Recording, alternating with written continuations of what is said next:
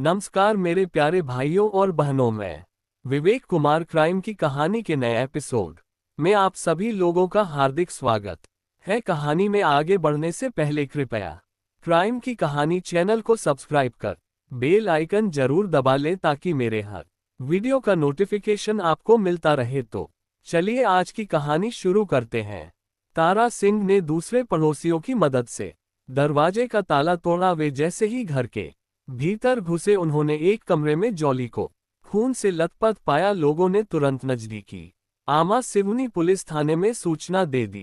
थोड़ी देर में ही एसएचओ दीपक पासवान अपनी टीम के साथ वहां पर पहुंच गए। वहां का दृश्य देखते ही वह समझ गए कि जॉली सिंह की निर्मम हत्या की गई है। एसएचओ पासवान ने इसकी जानकारी एसपी संतोष सिंह एवं एसपी सुरेश धूर को भी दे दी। घटना चूंकि पुलिस कांस्टेबल की पत्नी के हत्या की थी, इसलिए दीपक पासवान ने तुरंत नक्सलियों के गढ़ सुकमा बस्तर में डॉग हैंडलर के पद पर तैनात जॉली सिंह के पति शिशुपाल सिंह को भी घटना की जानकारी दे दी। छत्तीसगढ़ की राजधानी रायपुर में स्थित आमा सिवनी पुलिस कॉलोनी में रहने वाली जॉली सिंह रोजाना की तरह फेसबुक पेज पर अपने हाल के रील पर आए कमेंट्स पढ़ने लगी। कई कमेंट्स पर तेजी से अंगुलियां सरका चली गई, किंतु एक कमेंट पर वह अटक गई। उसे 2-3 बार पढ़ डाला। कमेंट ही कुछ ऐसा था कि उसे बार बार पढ़ने का मन कर रहा था। लो, आपने जो रील बनाई है मुझे बहुत अच्छी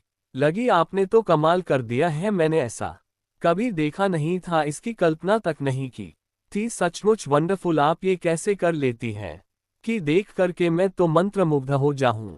सच कहता हूं जॉली जी, आप जैसा इस दुनिया में शायद कोई हो। इसे पढ़ती हुई वह मन ही मन खुश हो रही थी। कमेंट लिखने वाले का नाम जय सिंह था। जॉली का सरनेम भी सिंह होने के कारण उसने भावनात्मक जुड़ाव महसूस किया और तुरंत कमेंट को लाइक कर लिखा वेलकम। महज एक शब्द ने जय और जॉली के बीच परिचय और संवाद का दरवाजा खोल दिया था। जल्द ही दोनों सोशल मीडिया पर बातें शेयर करने लगे। एक दिन जय सिंह ने लिखा, मैडम अगर आप बुरा ना माने तो एक बात कहूं जरूर, आप तो मेरे वेलविशर हैं।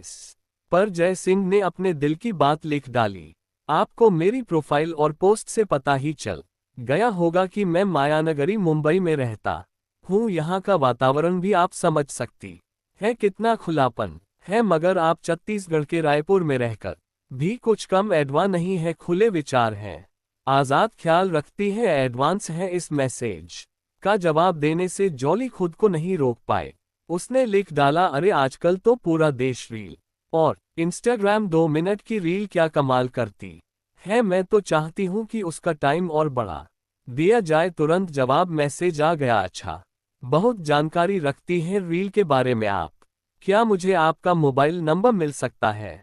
उसने झिझक हुए कहा, हाँ क्यों नहीं। इसी मैसेज के साथ जॉली सिंह ने अपना मोबाइल नंबर भी टाइप कर दिया। थोड़ी ही देर में जय सिंह ने मोबाइल पर कॉल कर दिया। जॉली ने फोन रिसीव किया। दूसरी ओर से मधुर आवाज आई, जी मैं जय सिंह बोल रहा हूं और मैं रायपुर से जॉली सिंह बोल रही हूं। जॉली भी अपनी आवाज में शहद घोल हुए बोली, मैडम मैं एक बार फिर कहूंगा, आप कहाँ छत्तीसगढ़ में हो।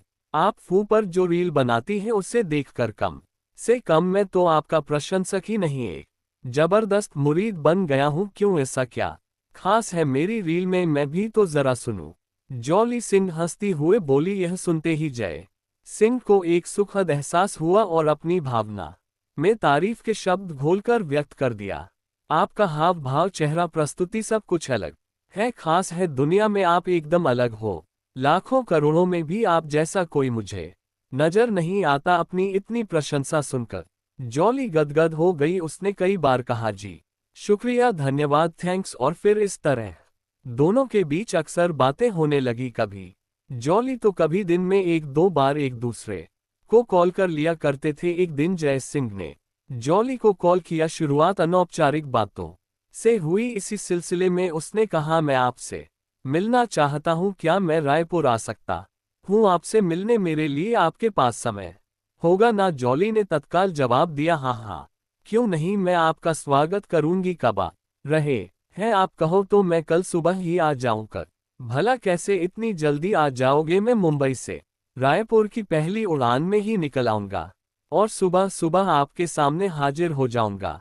अच्छा, ऐसा इतनी जल्दी आ जाओगे, ये बहुत अच्छी बात है। आ ही जाए, जॉली आश्चर्य से बोली और मिलने की अनुमति भी दे दी। और सचमुच दूसरे दिन दोपहर लगभग 12 बजे जय सिंह मुंबई से रायपुर फ्लाइट से पहुंच गया। उसने एयरपोर्ट से ही जॉली को फोन किया। मैं रायपुर आ गया हूं, जॉली घबराए आवाज में बोली, मगर मैं बड़ी चिंतित हूं। हम कहाँ मिलेंगे? तुम्हें मैं बताना भूल गई कि मेरे पति पुलिस में है। क्या कहा? पुलिस में है? पहले क्यों नहीं बताया? मैं रायपुर आता ही नहीं। जय को भी घबराहट होने लगी थी इस पर। जॉली हंस पड़ी। अरे, घबराने की कोई बात नहीं है, वह यहाँ से बहुत दूर दूसरे शहर में नौकरी करते हैं। मैं घर पर अकेली हूँ। मगर सुनो, मैं चाहती हूँ कि तुम्हें जब कोई देखे और कुछ पूछे तब कहना कि मैं पार्सल लेकर आया हूँ कोरियर का। ये सुनकर जय सिंह ने चैन की सांस ली। उसने कहा, ओके, मैं पहुंचता हूँ थोड़ी देर में। जय टैक्सी से जॉली से मिलने पुलिस कॉलोनी में ब्लॉक नंबर ए पहुंच गया था। उसके सामने जॉली खड़ी थी। जय सिंह उसे देखते ही समझ गया था कि जॉली उस पर पूरी तरह कुर्बान है। उससे मिलने के जुनून में उसने जॉली को अपनी बाहों में भर लिया। जॉली ने भी कोई आपत्ति नहीं की। मंगलवार के दिन 5 मार्च 2024 की रात लगभग 9:30 बजे जॉली सिंह के पड़ोसी तारा सिंह ने देखा कि उसके घर के बाहर ताला लगा हुआ है। वह चकित हो गया, क्योंकि रात के समय ऐसा पहली बार था कि जॉली बिना बताए कहीं गई थी। आधे घंटे बाद तारा सिंह दोबारा बाहर आया। उस वक्त भी ताला लगा हुआ था। इसी दरमियान जॉली सिंह की नंद भावना का तारा सिंह के मोबाइल पर फोन आया। भाभी को मैंने कई कॉल लगाए हैं, लेकिन वह फोन नहीं उठा रही है। देखिए, कहीं उनकी तबीयत तो खराब नहीं है?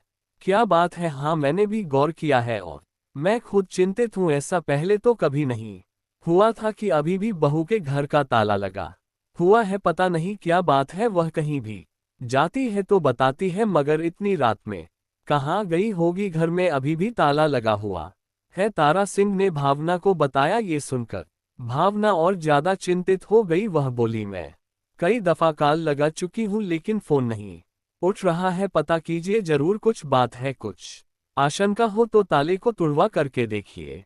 भावना की इस तरह की आशंका जताने पर दरवाजे का ताला तोड़ा था। तब कमरे में जॉली सिंह की लहूलुहान लाश मिली। सूचना मिलने पर पुलिस के आला अधिकारी भी मौके पर पहुंच चुके थे। रात को लगभग 2 बजे तक पुलिस की जांच चलती रही। पुलिस को वहां मुंबई फ्लाइट का एक टिकट मिला। खून से सने हुए कपड़े मिले। पास ही एक कैंची मिली जो धोई गई थी। पुलिस ने घटनास्थल की जरूरी कार्रवाई पूरी करने के बाद जॉली सिंह के शव को पोस्टमार्टम के लिए अस्पताल भेज दिया। अगले रोज राजधानी रायपुर के अखबारों मेली सिंह हत्याकांड की खबर प्रकाशित हुई। जॉली सिंह की संदिग्ध अवस्था में लाश मिलने की सुर्खियां थी। यह भी लिखा गया कि उसके पति शिशुपाल सिंह पुलिस आरक्षक हैं और दोनों अलग अलग रहते थे। इस बात की चर्चा के साथ साथ अटकलें लगाई जाने लगी कि आखिर जॉली सिंह का शव मकान के भीतर कैसे मिला, दरवाजे पर ताला किसने लगाया था। एसएचओ दीपक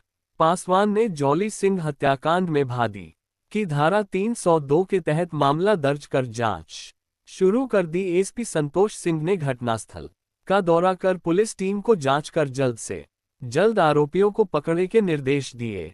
जॉली सिंह के बारे में पुलिस ने तमाम जानकारियां जुटाई। उसकी मां सुलोचना देवी बताया कि जॉली सिंह और शिशुपाल सिंह का विवाह 2012 में हुआ था। शिशुपाल पुलिस की नौकरी में है। उन्होंने ये भी बताया कि पिछले कुछ समय से बेटी और दामाद के संबंधों में कड़वाहट घुली हुई थी। दोनों अलग अलग रहते थे, तलाक लेना चाहते थे, लेकिन तलाक नहीं हुआ था। शिशुपाल सिंह हर महीने 0.0 रब जॉली को खर्चे का दिया करता था। जॉली की मौत पर उसके पिता सूरज सिंह भी काफी आहत हो गए थे। उन्होंने पोस्टमार्टम किए जाने वाले अस्पताल पर भी नाराजगी दिखाई। उन्होंने पुलिस की जांच टीम को गुस्से में कहा, हमें यहाँ के पोस्टमार्टम पर विश्वास नहीं है, कहीं अन्य पोस्टमार्टम होना चाहिए। घटना की संवेदनशीलता को देखते हुए एसपी ने एसएचओ दीपक पासवान के नेतृत्व में टीम बनाई, जिसमें साइबर क्राइम के योग्य अधिकारियों को शामिल किया गया। एसपी संतोष सिंह ने सभी के साथ मीटिंग कर 7 दिनों के भीतर इस मामले का खुलासा करने के सख्त निर्देश दिए। एसपी संतोष सिंह के निर्देश के बाद मृतका के पति शिशुपाल सिंह को थाने बुलवाया गया। उससे लगभग 5 घंटे तक लंबी पूछताछ की गई। उसने पुलिस द्वारा पूछे गए सभी सवालों का सहजता के साथ जवाब दिया, किंतु जब ये पूछा गया कि क्या उसका मुंबई आना जाना होता है, तब वह चौंक गया और बोला, नहीं सर, मेरा मुंबई से भला क्या नाता जो वहां आना जाना होगा। हमें घटनास्थल पर रायपुर से मुंबई के फ्लाइट की एक टिकट मिली है, पुलिस ने बताया। तो फिर पता कीजिए टिकट किसके नाम है।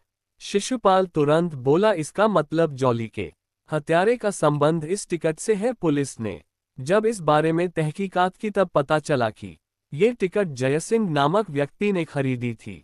पुलिस को देर शाम एक व्यक्ति ने थाने में आकर एक मोबाइल फोन जमा करवाते हुए कहा कि यह मोबाइल फोन उसे टैक्सी स्टैंड के पास मिला है। वह मोबाइल साइबर टीम को सौंप दिया गया। पुलिस ये जानकर चौंक गई क्योंकि मोबाइल मृतका जॉली सिंह का था। पुलिस को मोबाइल की कॉल हिस्ट्री की जांच के बाद जॉली सिंह की हत्या में जयसिंह नामक व्यक्ति के हाथ होने का संदेह और मजबूत हो गया। तत्काल पुलिस की एक टीम मुंबई भेजी गई। पुलिस ने जयसिंह की फ्लाइट टिकट के आधार पर उसका पता ठिकाना ढूंढ लिया था। वहां उसके बारे में मालूम हुआ कि वह एक फैक्ट्री में काम करता है। फैक्ट्री में पता चला कि वह कई दिनों से अपने गांव गया हुआ है। पुलिस टीम बैरंग रायपुर लौट आए। जयसिंह भदोही संत रविदास नगर उत्तर प्रदेश का रहने वाला है।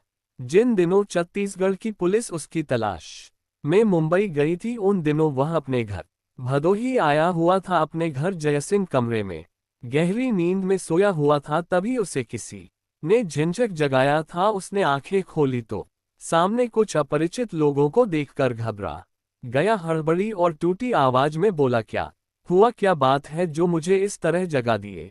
कौन है आप लोग? मिस्टर जयसिंह, हम रायपुर से तुम्हें गिरफ्तार करने आए हैं, कहकर सादे कपड़ों में मौजूद पुलिस टीम ने जयसिंह को दबोच लिया और कहा, तुम पर रायपुर में एक हत्या का आरोप है। तुम्हारे खिलाफ हमें सारे सबूत मिल चुके हैं। इस पर घबराकर पलंग पर उठ बैठे जयसिंह ने कहा, मगर आप लोगों को मेरे घर का पता कैसे चला?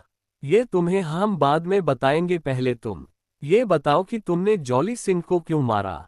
तुम्हारा उससे कब से परिचय था? ये सुनते ही जयसिंह समझ गया कि उसका खेल खत्म हो चुका है। वह टूट गया और सब कुछ बताने को तैयार हो गया। पुलिस टीम उसे रायपुर ले आई। उसने बगैर किसी लाग लपेट के अपनी करतूत की सारी कहानी उगल दी। उसने पुलिस को बताया कि उसने कोविड-19 के लॉकडाउन के दरमियान जॉली का टिकटॉक पर वीडियो देखा था। वह उसे लाइक करने लगा था। अचानक लाइव में उसका वीडियो दिखना बंद हो गया। दोस्तों से मालूम हुआ कि भारत सरकार ने टिकटॉक को बैन कर दिया है।